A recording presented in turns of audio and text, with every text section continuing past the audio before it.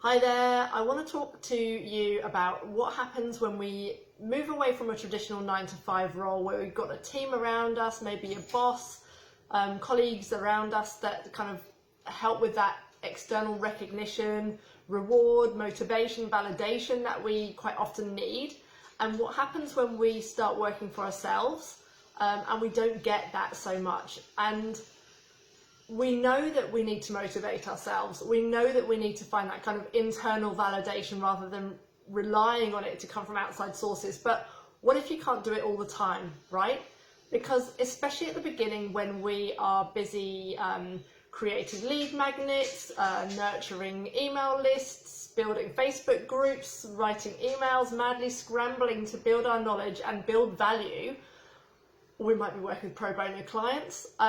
We put a lot of energy out there, but it can sometimes take some time to come back in the form of energy that we're expecting. And the form of energy that we're expecting is obviously money. And it's okay. Money is just a form of energy, just like anything else. But we're going to leave that gigantic topic for another time, because what I really want to talk to you about today is how to get that energy from external sources when you can't kind of build it up within yourself. So because it's great to be able to help people and be generous, and you know that's the way that you truly build long-lasting relationships and the trust, but we know it's not sustainable if you're the one that's doing all the giving and giving out all the energy and you're not getting as much as you want or taking anything in return. So those that give constantly without replenishing themselves will be drained. You'll get burnt out, you'll start being really ineffective in your business, you'll have your cup will run dry, and then you'll get to a point where you won't be able to give to anyone else. You won't be any use in your business, you might not be any use with your family, you'll just have run out of energy altogether. So, but how do you fill your cup when you're giving so much and you feel like nothing is coming back to you yet?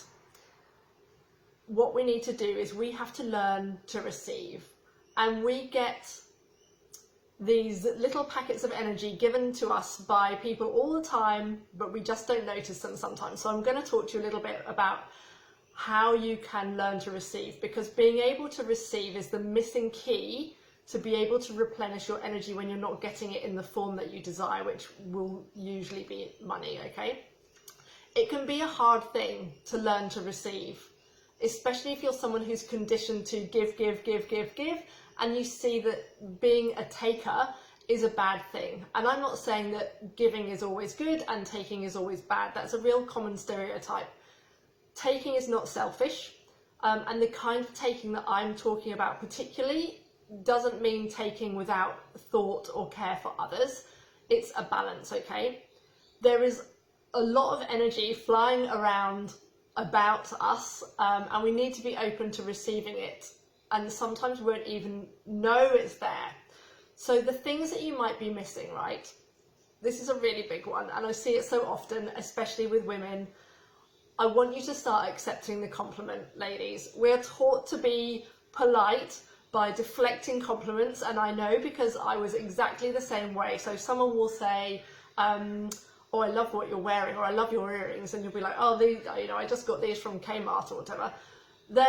If you deflect a compliment that is genuinely given, it's a bit like rejecting a gift. So how would you feel, for example, if you gave a thoughtful birthday present to a friend and she was like, oh no, I don't want that? So instead, when someone gives you a compliment, just try saying, and it's so easy and yet so hard, but just try saying thank you and graciously accept the compliment, okay? It will allow the other person to be a giver, and it allows you to take a bit of that energy by receiving the gift of the compliment, all right? It might feel awkward the first few times because you're not used to it.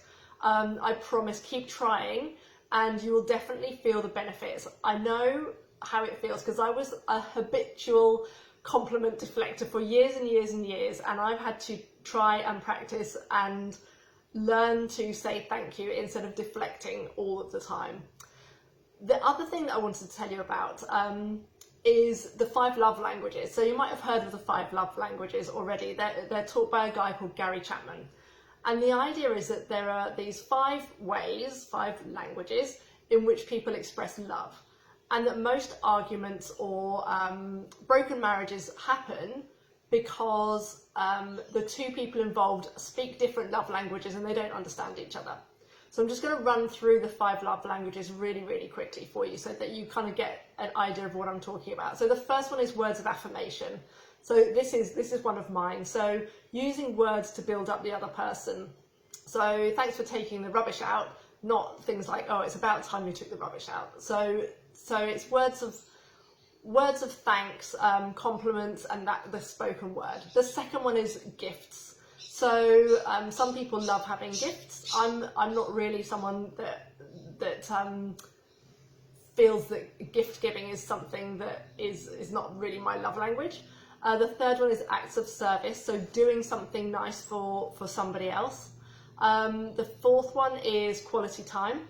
So that means giving someone your undivided attention. And the fifth one is physical touch. So obviously holding hands, maybe hugs or whatever. So my love languages, I would say, are words of affirmation and quality time and acts of service. They're my main ones. So of these 5, we each have a primary love language which speaks more deeply to us than all of the others, and some of them you might also identify with. So what I want you to do, because if my love language is words of affirmation, then that's the way that I like to receive my recognition, reward, motivation and validation. But what if somebody else's love language is gifts or quality time, and you don't see it as something that they're gifting to you? So you miss out on that energy that they're giving. So what I want you to think about is how many ways is this love or this appreciation or this energy coming at you right now in ways that you might not even realize. If you can open your eyes and your mind to this potential giving of energy and compliments and gifts that comes your way, whether it's from friends, family, clients, people on your social media, whatever it is, but start to try to receive it with gratitude. Because after all you're giving, it is time for you to start receiving some energy back so that you can continue to run your business with the passion, okay? It's time for you to receive. And all this stuff, you might have guessed by now, is closely linked to gratitude. And as we all know, gratitude is a super important thing for us to keep our energy up, keep motivated, recognize what's really going on beneath all of our other doubts, fears and worries that circulate in our head all the time. So have a look around you, and I want you to become consciously aware of all of the little things that you can be grateful for and start to receive that validation and the motivation and all of that stuff. So there's a few examples of little things that probably happen every day that you might not even notice. So maybe a one-liner from a new follower or a new email subscriber or something that just says thanks. Or maybe someone tagged you as a recommendation in a Facebook group. Or maybe your neighbour calls out good morning to you as they go past.